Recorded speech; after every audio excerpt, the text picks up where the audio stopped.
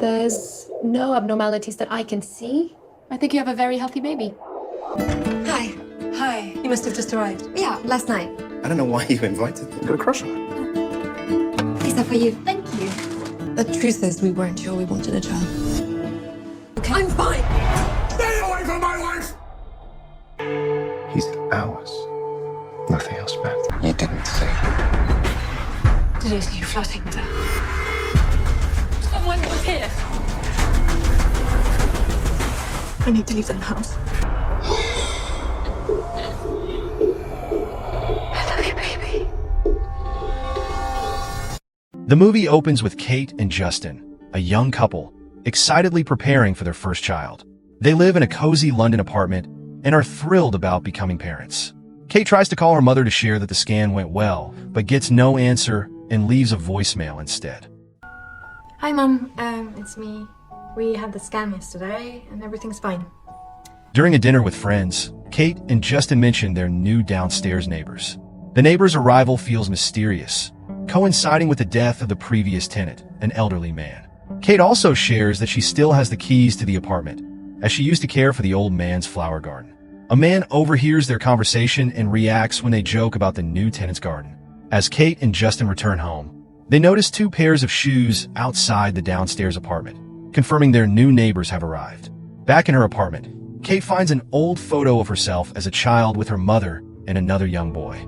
Lost in thought, she is startled by a noise in the garden. She looks outside and sees a pregnant woman named Teresa. Kate and Teresa meet as Teresa steps out of her apartment. Kate mentions she is 18 weeks pregnant, and Teresa, who is 21 weeks along, invites her to go swimming. Kate hesitantly agrees, and despite an air of secrecy, a bond begins to form between the 2 women. Teresa tells Kate that she has chosen the name Peter for her unborn son, but asks her to keep it a secret. Later, Kate calls her husband and suggests they go out for lunch and then get a hotel room, but he is too busy with work. It's not that easy. Okay. Sorry. After work, Kate sees Teresa shopping in a children's clothing store. She follows her and watches as Teresa greets her husband, John, with a long kiss before he opens the car door for her, and they drive away. That evening, Justin and Kate host a dinner for their new neighbors to help them settle in. When the hallway light bulb goes out, Justin stays busy in the kitchen and doesn't have time to fix it before Teresa and John arrive. When the 2 couples meet for the first time, they hit it off. Teresa shares that John is German and a successful businessman. While the men talk by the window, Teresa tells Kate that John was previously married to a Chinese woman who couldn't have children. While John isn't looking, Teresa drinks a glass of wine.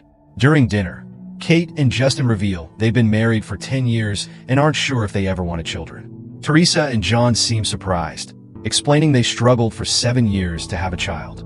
Once again, Teresa sneaks wine when John isn't paying attention, despite claiming she had quit drinking. Feeling unwell, Teresa and John decide to leave.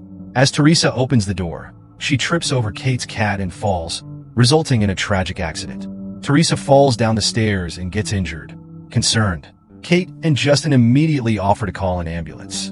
However, John reacts angrily, blaming them for inviting people over when the house is unsafe. John, please, let me at least call a doctor. And you should invite people to your house when it's in no good state! The incident unsettles everyone and raises questions about their relationships. The next morning, Kate and Justin try to check on Teresa and John by knocking on their door, but no one answers. The silence deepens their unease and adds an air of mystery to the situation. Later, Kate and Justin visit Kate's mother to share an ultrasound of their unborn child. The moment stirs mixed emotions. Kate yearns for her mother's support, but feels increasingly distant from her. When they return to their apartment building, they're startled to find John waiting outside the downstairs apartment. He invites them inside, and though nervous, they accept. Inside the apartment, Teresa, visibly sad, reveals that she gave birth prematurely and shows them a photograph of the baby. Kate blames herself for not changing the light bulb, thinking it could have prevented the fall. John explodes in anger, accusing her of causing his son's death. Kate's husband defends her, calling it an accident and pointing out that Teresa had been drinking wine that night. Furious, John confronts Teresa, asking if she drank. Teresa denies it, but Kate insists she saw her drinking. Teresa accuses Kate of lying to protect herself and, with a menacing look, says she doesn't deserve to have her baby. Teresa's accusations and her own self-doubt haunt Kate, filling her with guilt. Kate tells Justin that seeing Teresa made her feel ungrateful for ever doubting motherhood. Justin reassures her that their child is the most important thing in their lives. A few days later, Kate and Justin find a letter under their door. In the letter, Teresa announces their decision to return to Germany to ease the tension and grieve the loss of their child. She promises they will return only when they are ready to offer congratulations. Time passes, and Kate gives birth to their son, Billy. However, she feels disappointed when her mother doesn't visit her at the hospital. Justin comforts her, saying that nothing else matters now but their baby.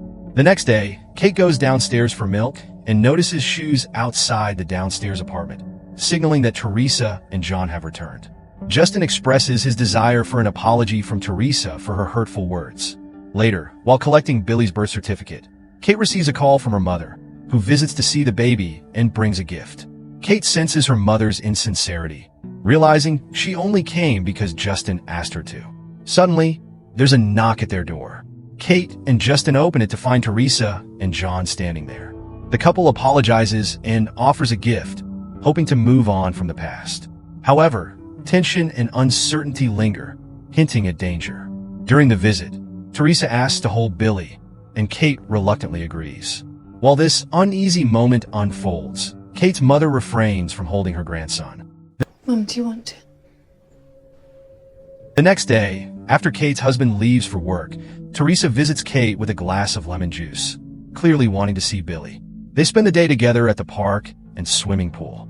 On the surface, Teresa seems innocent, but Kate senses something is wrong. When Teresa suggests babysitting Billy, Kate hesitates but ultimately agrees, craving a break and time with her husband. Later, Kate stares at an old photograph of herself and her mother, fixated on a boy in the image. She decides to accept Teresa's offer and visits the cemetery for solace. At the cemetery, Kate mourns the boy in the photo, who is revealed to be her late brother. She leaves flowers on his grave, wishing Billy could have known him. Meanwhile, Teresa secretly places tissues on her breasts and leaves the house with Billy, though her destination remains unclear. When Kate returns, she finds Teresa waking up from a nap and assumes all is well. That evening, Billy cries uncontrollably, leaving Kate overwhelmed. She seeks medical help, discovering that Billy might have an allergy. Doctors advise her to stop breastfeeding and change her diet. Back home, Kate finds the gas stove left on full blast, even though she remembers turning it off. Exhaustion and fear take their toll, and Kate's sanity begins to falter. Adding to her distress, the car alarm from the couple downstairs keeps going off at night, worsening her fatigue and anxiety. Kate's memory falters, and she forgets Teresa's offer to babysit. To help Kate get some rest, Teresa brings the baby downstairs, but then takes the baby outside with John without informing her. Later, Teresa and John invite Kate and Justin to dinner at their apartment. Hoping for a break from parenting, Kate and Justin attend, but Kate grows jealous of how Teresa appears in front of Justin. Overwhelmed, Kate retreats to the bathroom to calm herself. Meanwhile, Teresa and Justin have a subtly flirtatious conversation, deepening Kate's unease. Paranoia consumes her when she hears strange breathing noises on the baby monitor. Panicked, she rushes upstairs, only to find the baby peacefully sleeping and the bathtub overflowing. When she shares her concerns, Justin dismisses them, believing Kate is imagining things. Determined to uncover the truth, Kate asks Teresa to babysit Billy while she leaves the house. Instead, Kate sneaks upstairs to spy on Teresa through the window. To her shock, she sees Teresa taking photos of Billy and breastfeeding him. Acting as though nothing happened, Kate takes Billy back while Teresa leaves for swimming and lunch with her husband. Seizing the opportunity, Kate uses a spare key from the previous neighbor to break into Teresa's apartment and search for evidence. Kate searches the camera and finds it filled with pictures of Teresa posing with Billy.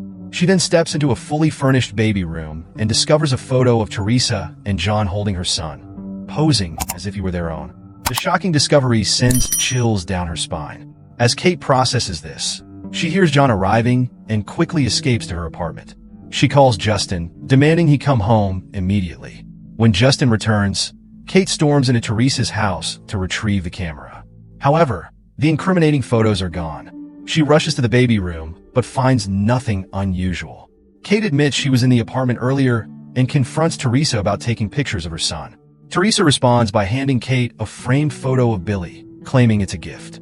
Kate returns to her apartment, devastated, and realizes all the evidence has vanished. She begins to question her sanity, while Justin remains doubtful, convinced her suspicions stem from her family history.